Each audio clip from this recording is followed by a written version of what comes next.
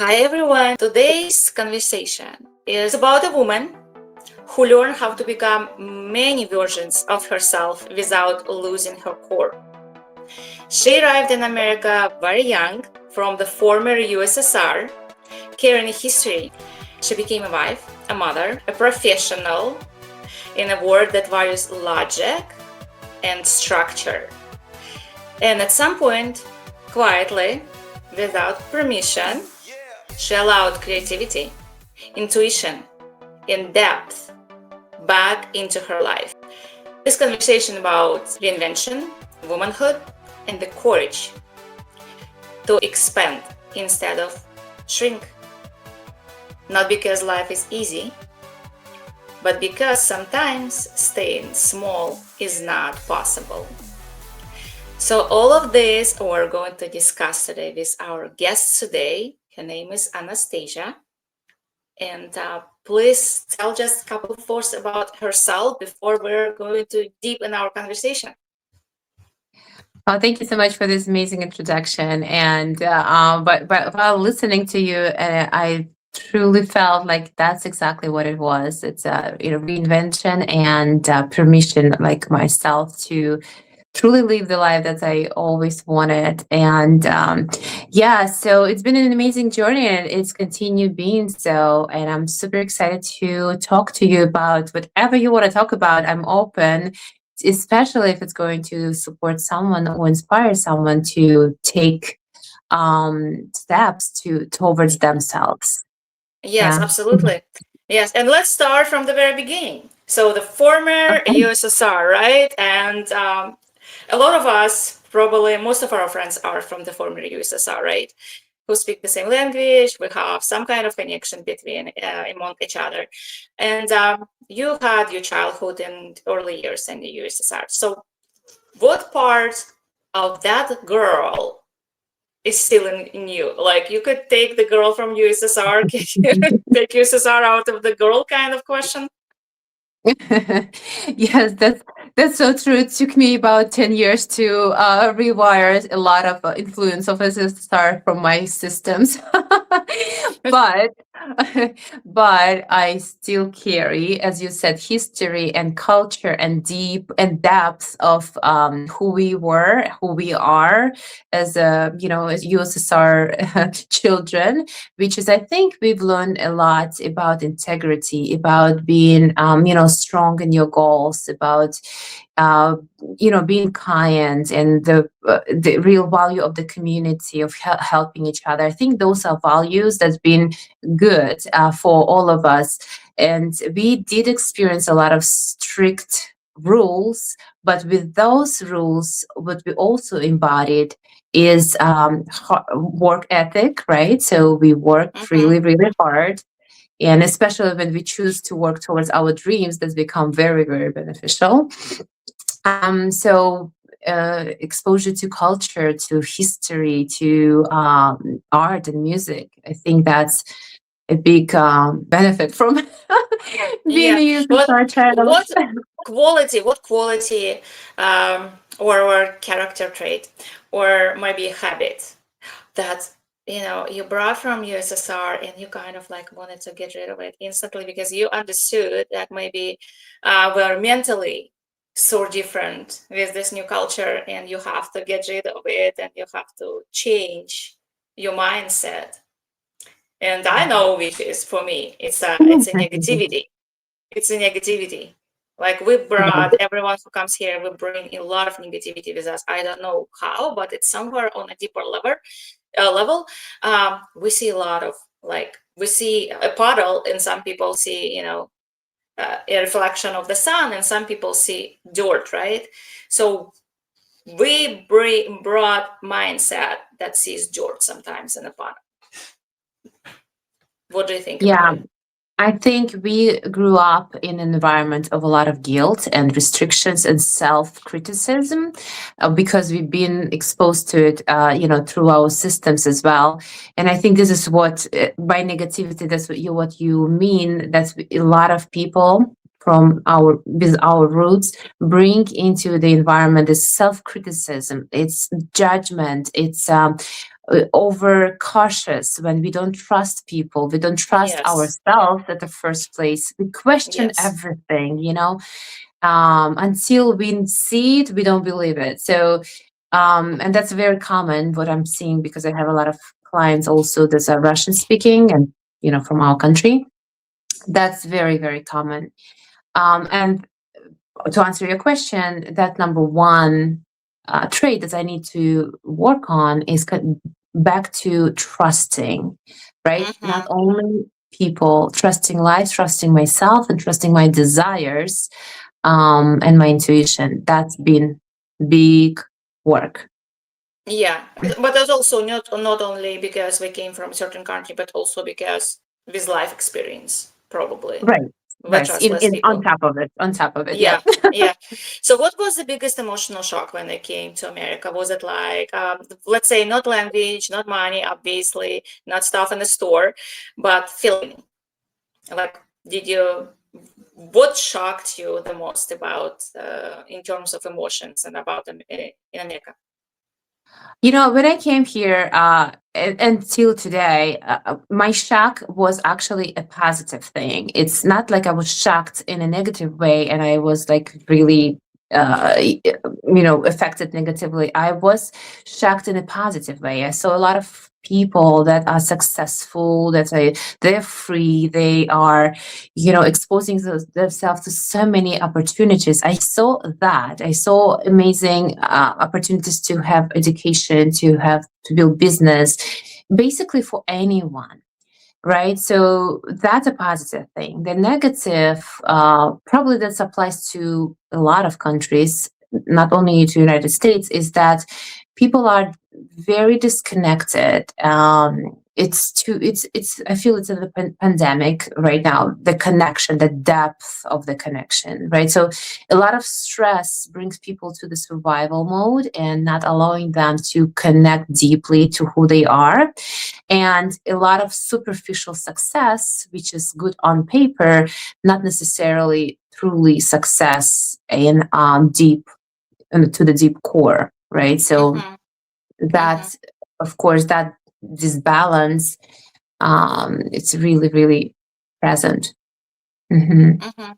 So, you were very young, so you probably did not go to college in Russia, right? When you came, you're from Russia, right? What part of Soviet Union? I didn't ask you that question. Like, did you come? Well, I was born in Kazakhstan. We moved to south part of Russia, so yes, Okay, yeah, I'm from Kazakhstan as well. Yes, okay, that's perfect. but I grew You I pro grew up in Russia, like Yeah. my teenage years, yes, and I moved to United States to study. I moved to college, and this is where I decided I'm going to stay because, again, I saw a lot of opportunities here, and Mm-hmm.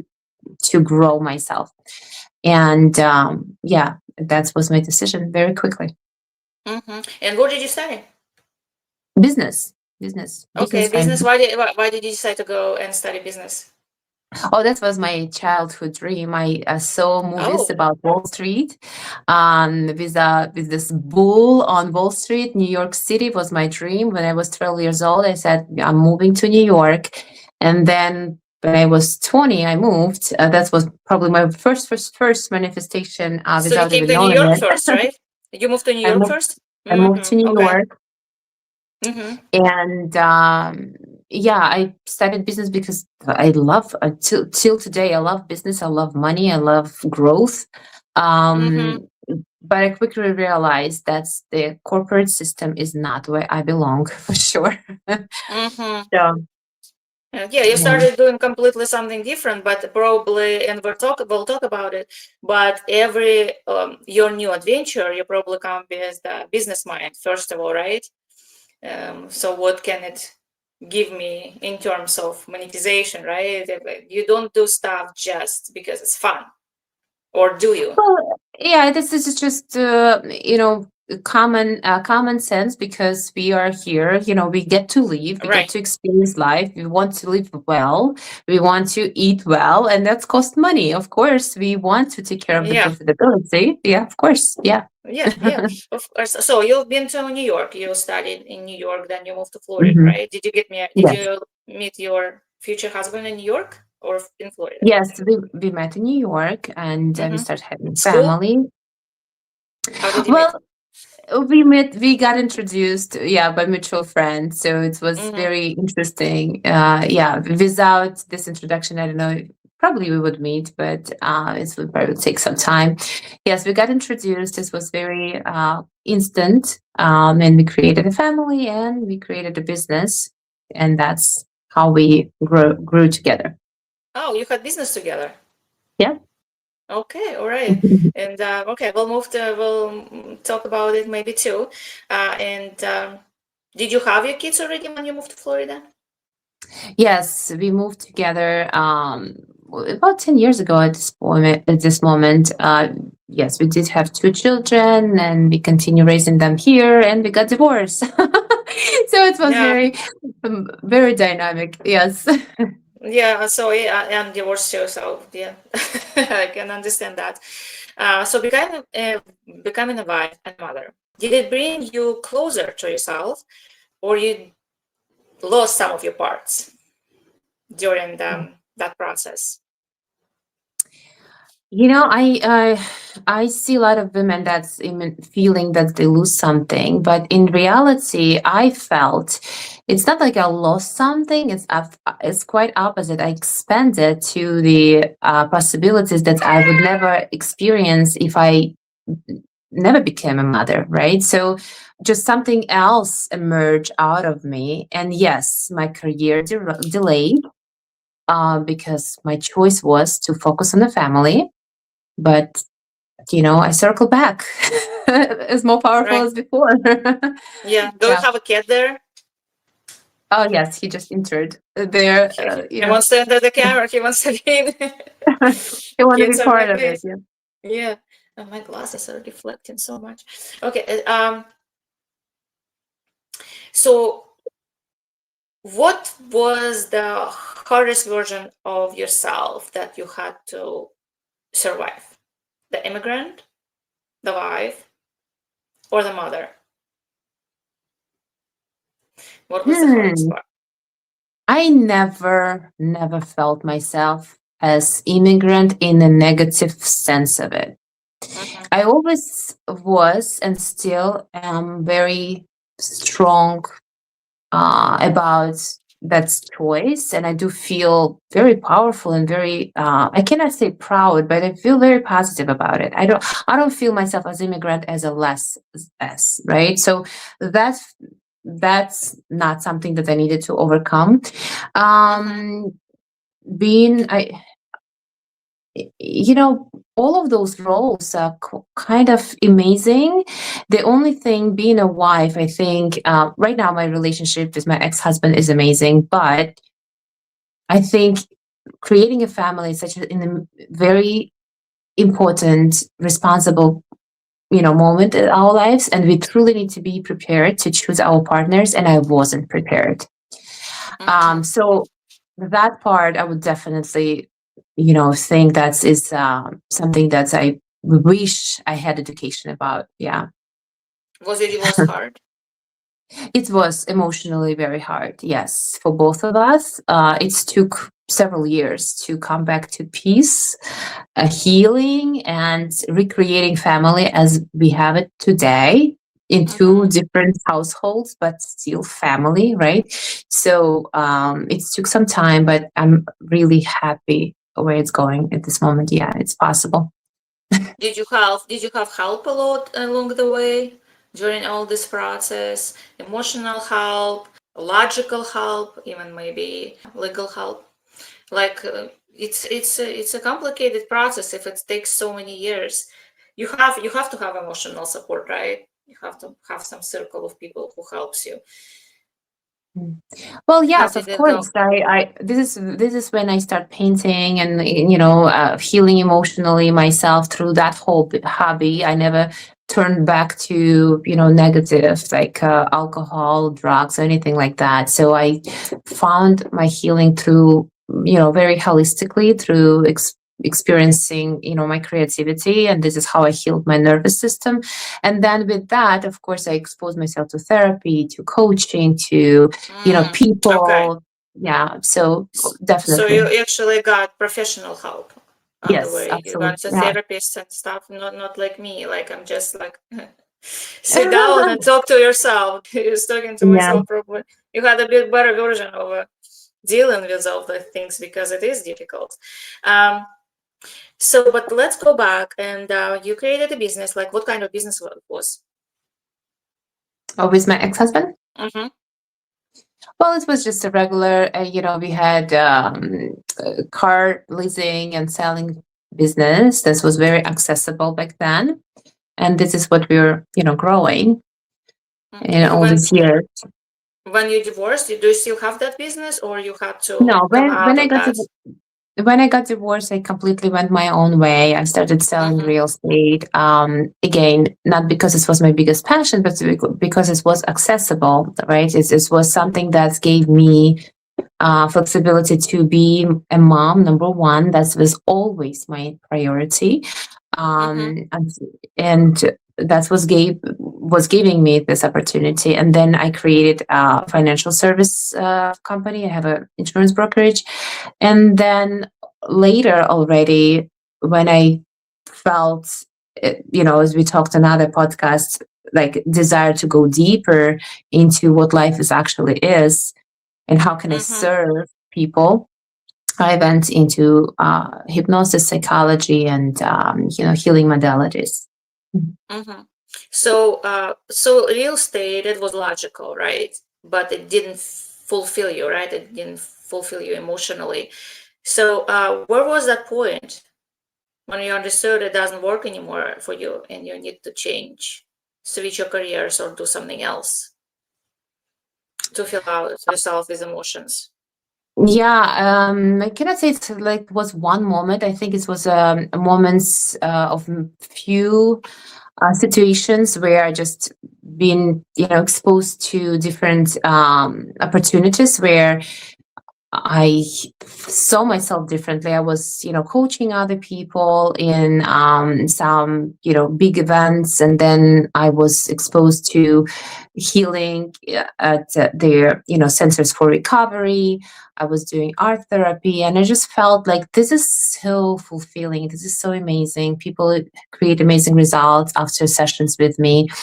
And I felt like, how can I make it my full time? Because I feel energized. I feel like I can do this 24/7. I don't need to sleep. And then is when I found, the school that I went and had a training with, and this is how it all started.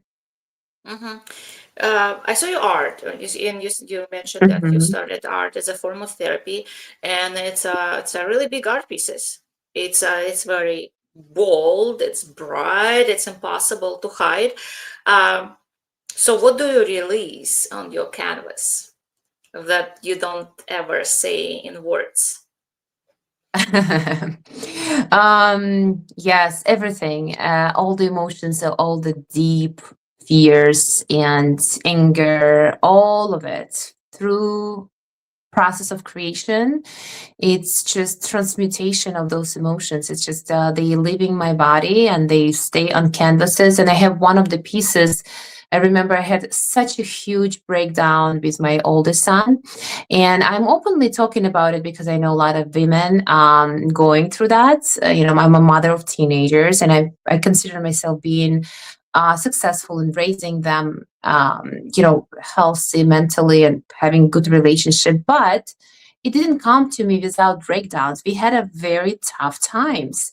And through that times, I created several pieces.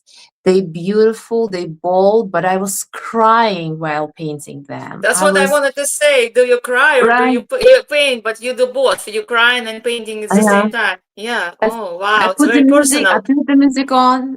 Put the music on. I cry. I do my swearing, not on my son, but on my painting. you Right, know, right. on and it It's comes very with that. personal. Yeah. And also, I have a lot of pieces that represent peace, love, my calmness. It's all a flow of life, right? So it's just what it is. So the paintings are very personal.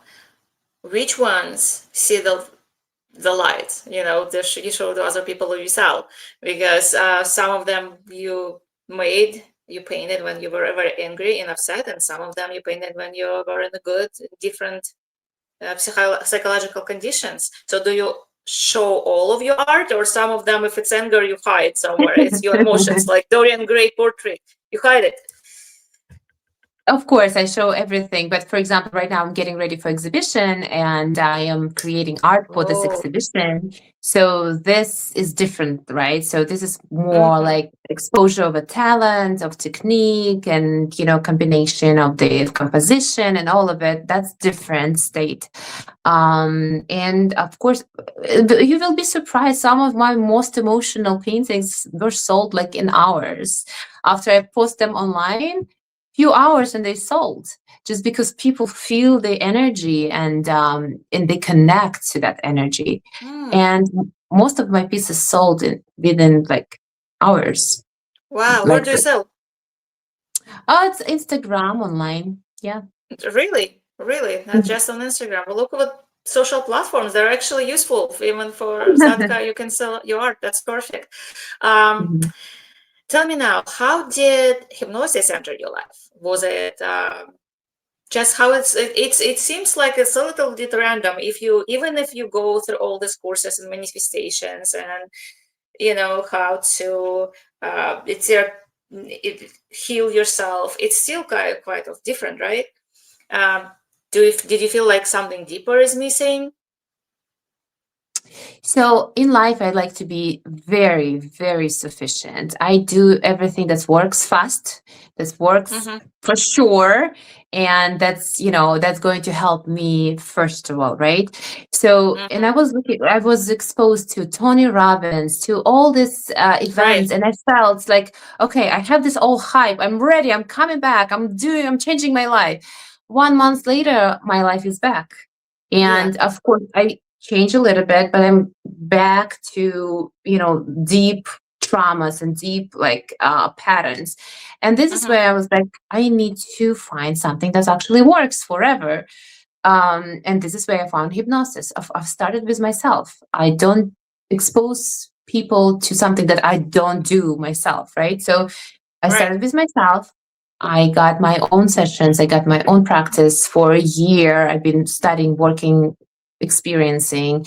And this is where people just start coming to me one by one by one. And that's how it started. It just started itself. It just became a thing. Yeah, that was next question. If you started doing it for yourself or for other people, like a lot of therapists, a lot of people who study psychology, they first of all they want to understand themselves, and then the next step would be helping other people, because probably without understanding yourself, you can't do that, right? You can't help other people. You have to do that stuff. But do you see a connection between hypnosis and painting? Yes, I do, because if we're talking about how technically it works, so with when you paint or expose yourself to any type of art, you also calm your critical mind, which is the mind that we are using right now to talk to each other, and then you go deeper into your subconscious. Now, with hypnosis, it goes deeper to the deepest level. With art, with creativity, you kind of reaching the top of that state, and you able to process and release a lot of unprocessed emotions and feelings, and Mm-hmm. heal yourself this way. More like a release cathartic way of healing. With hypnosis, you're also releasing and downloading, so it's like complete process. um so yes, Mm-hmm. it's definitely goes hand to hand. Yeah, hand to hand. Yeah. So as women, we do a lot of things at the same time. We feel responsible. We need to do, work. We need to take care of our kids, of the house. We need to cook. We need to clean. So we want to exercise and look good. Was there a point in your life when you decided to just stop tearing yourself in pieces and do things separately, like take out something of your life, for example, and just have a peace with yourself? Or No, that, of course. did you find this peace? Yeah, I can say yes, I did. Did my life become less exposed and less active than before? Probably not. Even I have more things I'm doing now than I did before, but I feel more peaceful than ever. Why? Because I learned what's actually work is creating systems in your life, right? Creating the support system. As you mentioned, we need to do this. Like in reality, we don't need to do anything, right? It's all Mm-hmm. volunteering work. We are choosing True. to do, right? So we are choosing not to feel good if our house is not in order. But we don't have to feel this way. We can feel peaceful. Now, do you want to have your house in order all the time? So figure out how can you ask for help? How you can train. How can you ask your kids to help you with that? How can you Let's create train them. I like that one. or how can you Yeah. hire somebody, right? How you can hire. Or if you cannot do none of this, if your kids are not participating, if you don't have money, learn how to be at peace of not being everything perfect right now. And that's available for free. So this is where I started because my life was a mess. It's still messy sometimes, but what is constant is feeling of peace no matter Mm-hmm. what. Yeah. I'm listening to you and I'm like, how do I do that? I don't know how to do that. I have to be like, no, I have to do all these things at once. It's very difficult. But I learn from other people. I learn from people like you. And it's a very good thing when we see what other people do for themselves to live a better life, to be in a better mindset. And this brings me to a question. You changed a lot of things during your lifetime, right? You did something completely opposite, like painting and hypnosis and real estate. They're not related when you think about it. But some people, or some women or people, they're afraid to start something new, and you weren't, right? You never felt like you're old to do something. So, is there a stage in your life where it's like, no, you can't do it anymore. You have to stay in this niche and develop it rather than start learning something new. Well, first of all, I truly don't feel like everything that I'm doing is not connected. It's just part of who I am, and I am a puzzle. I'm not a complete piece. I'm continue exploring who I am, and I'm giving my permission Mm-hmm. to be exactly who I am. If I want to be tomorrow a physic, dive deep into the physics and just become deeply in that science, which I absolutely love physics, I'm just going to do that. So why not? And who is that someone who's going to tell you to stop and you're old enough or not? I mean, or young, too old, too big, too small. That's your own inner talk. And no, I would, if I would, I'm talking right now to women that's listening. If you want to do something, you're just going to just start doing it. And who is the one who knows what's good for you? No one. Only you understand that. And there is not such a thing, right or wrong, or connected or disconnected. You can become anyone at any given point of life, at any given moment of life. Now, me doing hypnosis right now and doing this practice, all my life experience, being a mother, being someone who moved countries, being someone who built several businesses, being someone who got divorced, being someone who overcome emotional issues, that give me much more credibility than, for Mm-hmm. example, 18 years old psychologist that's going to, work with you, because I have not only knowledge, I have hands-on experience, right? So this is how I look at it. So it's never And too late. It's never too late. it's never too early, it's never too late. Mm-hmm. And so it probably comes to anything, to start a new profession, to start a new hobby, uh, new sport, new activity, right? It's Of probably course, it of comes to course. anything. Yeah. So What do you do every day for yourself to be in positive mindset, to have the best communication with your kids? Is there any specific things that you do, like you wake up maybe and, I don't know, meditate, or I don't know, you take certain supplements to be in a better mood? Is there anything, or affirmations? Yeah, I definitely put a lot of attention and a lot of focus and a lot of time to take care of myself physically, mentally, emotionally. So I exercise, I eat well, I don't drink, I don't expose myself to drugs. So keeping myself extremely clean, and solitude, like a lot of solitude in my life. So my circle is small, and I talk only with people that's truly connected to. Hmm. Journaling and painting. Painting is still a big part of my life, and that's how I recalibrate. So I have this question about your circle. How do you choose now, and you're older and you're wiser, like all of us, or sometimes it's not? I can talk about myself. I don't think I'm getting wiser, but more, just more life experience. um, who do you choose in this circle? How do you pick people in this circle? How do you, for example, you are friends with someone for a long, long time, but you feel that this relationship doesn't fulfill you anymore, that it's actually becoming more toxic, and it writes you down instead of up.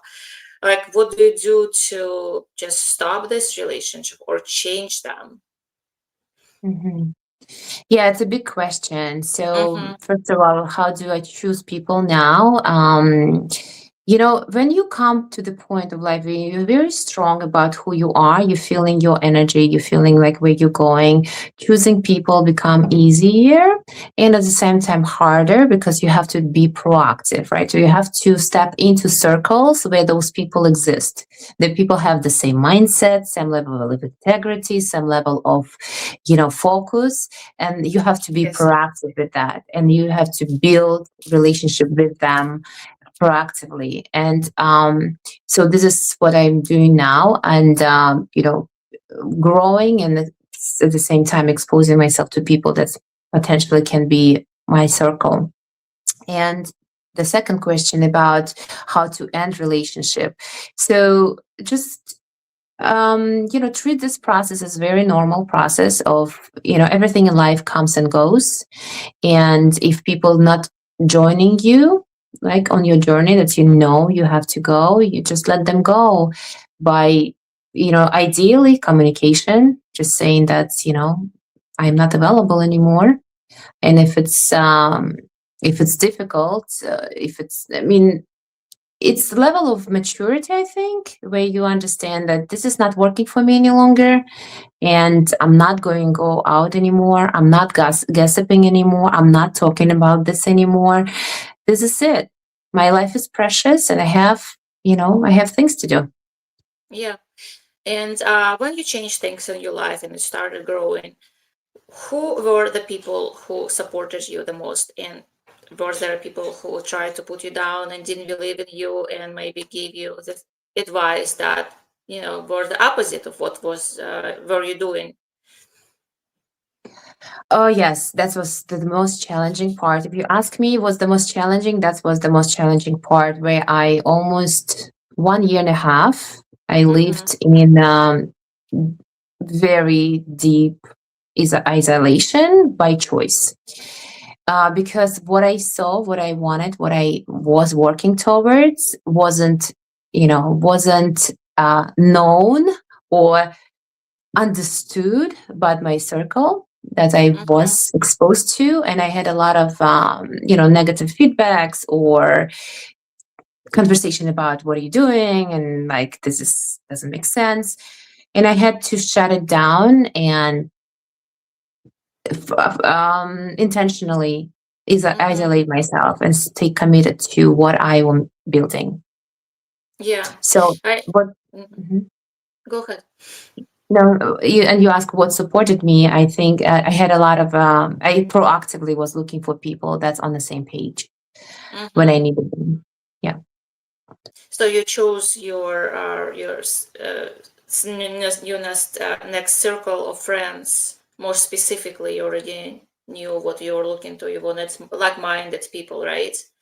Yeah. Even though maybe you had fun, but yeah, I noticed that sometimes you think people who are closest to you sometimes don't support you at all and just don't get it. Maybe they don't get it. Maybe they're jealous. They get jealous. I don't know.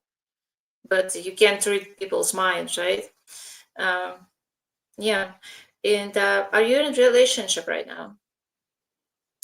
So that's very interesting. I am in a process. So we just started, but I've been single for a very long time. Again, intentionally, sometimes not intentionally, but now I understand I needed that time. And it's interesting, after all this time of working on myself, I was able to, I just see the level of the partners I'm attracting right now. Oh, sorry. Is, different, exactly what I wanted. So I can Mm-hmm. say, I cannot say I'm in relationship, but I am in committed dating. Let's put it this way. How relationship important for you, like being in relationship, or do you prefer being single? And I understand you're building relationship intentionally the same way you're looking for your friends and you're building your friendship circle, but do you think relationships are important with the opposite side?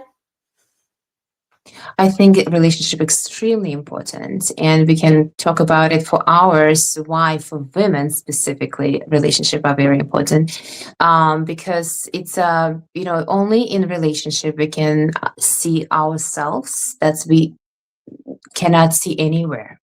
No therapist, no one can show the part of ourselves that the relationship can expose. And that's why I think, need to be extremely like educated on how to choose partners. So those relationships not putting us down, but actually helping us grow. Right. But that's another conversation for another day. But yes, extremely important. And I am committed to creating it in this lifetime, no matter how long it's going to take, because I know it's going to be next level of evolution for me as well. Yeah, you have two boys. They're teenagers. They're Mhm. both teenagers, right? Yeah, 17 and 13. Yep. Yeah. And so basically one just enters the teenage years, right? it's Yep. Yep. Yep. and it's One after I another. suppose I have two girls. I don't know how to raise boys. I would be probably, I don't know. I think it's more difficult to raise boys. But how is it having your own children and raising boys of this age and building your relationship? How do you do it? How do you manage this new person in your life? And so your boys will be comfortable and you will be comfortable and that person will be comfortable. Yeah, just in your question, it's so much That's probably the most responsibility. difficult so, to navigate, right? so yes, It's a just by lot. listening to your question, it feels like so heavy. But I would eliminate word managing and don't manage Mm-hmm. anything. I Okay. don't control anything. I don't try to make anyone comfortable. That's gone out of my system. I don't do that. So what I do is I create connection, by individually. So to create good relationship with your children, you have to be present with them. To create a good business, you have to be present with your business. Same with dating. You have to, the presence. You need to practice presence, nothing else. Everything else going to just come, as a beautiful piece. That's what it is. That's all. You don't have to manage anything. You don't like, Mm-hmm. it's all gone, not sustainable. Mm. Very interesting because the word manage is always in my head. The concept of making everyone comfortable is always in my head. Like I have to make everybody comfortable. Like it doesn't come. The first thoughts about myself doesn't come to my mind. How Mhm. do I, yeah, thinking about other people. And how do you do that? How do you make yourself to think about yourself more and put yourself first? Understanding that you are the center of your life, and it's not coming from egoic center, like I am the only one and I'm gonna do everything for me and me. No, opposite, quite opposite. because of you, because of who you are, because of your state of being, because of your happiness, everybody around going to be happy. Your Mm-hmm. children, your partner. So from that perspective, you choosing you is becoming your responsibility and your Mm-hmm. practice to make you comfortable. Mm-hmm. And what advice would you give to women who are right now are standing on this road and they don't know what direction to go? They're scared.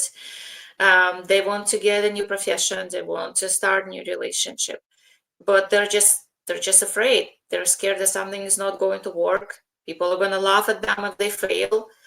Um, what would you tell them? Because you changed a lot and you took a lot of different roads. You know how to do it. Uh-huh. But I would say if you're afraid, work on your fear. Stop. So do everything possible so you're not afraid. Okay. And How? okay. So um from professional state of from professional view and from my personal experience, I spend a lot of time with myself, right? So really giving myself what I want, okay? Giving myself love, attention, presence, giving myself what I want to receive from my profession, from my relationship, from everything, right? So if I want to try change my profession, there's really something that I don't like in my current profession. What is that? Right? So, Mm-hmm. and you start giving this to yourself. When I felt I don't feel enough in my profession. It's too stressful, too much. I start giving myself peace. I start giving myself presence. And this is how I discovered hypnosis. And I start pouring inside of myself more and more and more love through my own practice. And then I start sharing it, right? In relationship, the same thing. I was single for a while. I dated myself. I created consistent exercise routine. I gave myself gifts, presents. I gave myself travels. I gave myself, healing and everything I wanted. And then Mm-hmm. I'm like, okay, now I'm really ready for real relationship, you know? Mm-hmm. So yes, if you want to change your life, first realize why do you want to change, like what is that's inside of you that's crave for that change, and start doing everything possible to give this to yourself today. Like find a way. Mm-hmm. Probably start with like small steps, right? Like I Yeah, don't know, buy something for yourself that you always wanted. I don't know, something like small things, buy right? or expose yourself to something. Maybe maybe you have a hobby that you really wanted to do, and doesn't mean, like when I started to create art, I didn't look on it like I'm going to become internationally known artist. I just wanted to create because I needed healing. And now boom, 7 years later, I am in international art shows here and there. I'm going to Dubai in a couple of months. It's not something that I Congratulations. Mm-hmm. wanted. Yeah, thank you. It is not my intention. It's a Yeah. result of a choice that's I needed my energy back. And this Yeah. is how we all need to start. Yep. Did you always know that you have an art talent? Or it just unexpectedly like, wow, I'm a good painter. I can do that. I always like to draw like a little child, like we all. I think Yeah, children like they never thought it's a I'm big going to create difference. pieces. Mm-hmm. Yeah, it's huge difference between just drawing something, stick characters and doing the big art pieces. And maybe I can show people some of the art pieces during the video, just so they can appreciate it and enjoy it too. Okay, we're going to the end of our show, our recording, and I have just two questions. Uh, do you feel yourself more American now, or more Russian, or still a child of the USSR? None of those. I No, feel I am a citizen of the planet Earth. since on the planet So, yours. Okay, yeah. and if it was the painting of your life, how would it look now? Oh, definitely abstract with a lot of bright colors. Still abstract? very abstract, a lot of different themes that's blended together. That's completely not connected, as you mentioned, but still a beautiful puzzle. Yeah, probably Would you that's what it is. would you sell if you would paint your life? Would you sell it or would you keep it? This is great. A great question. I think I would keep it until I'm gone, and then it can be sold. Now they're a famous artist and it's like $10 million, right? That's perfect. Okay, well, thank you so much, Anastasia. I think you gave not just a lot of tips and insights, but a lot of motivation to women who are, looking for something different and want to start a new life. So that was amazing. Thank you so Thank much you. for being open and for this opportunity to talk to you. Well, thank you for the opportunity to share. And I hope, yes, if anything, I would bring inspiration to others. Absolutely. Thank you so much. And guys, we'll see you next time. Have a great day and great life. Bye bye.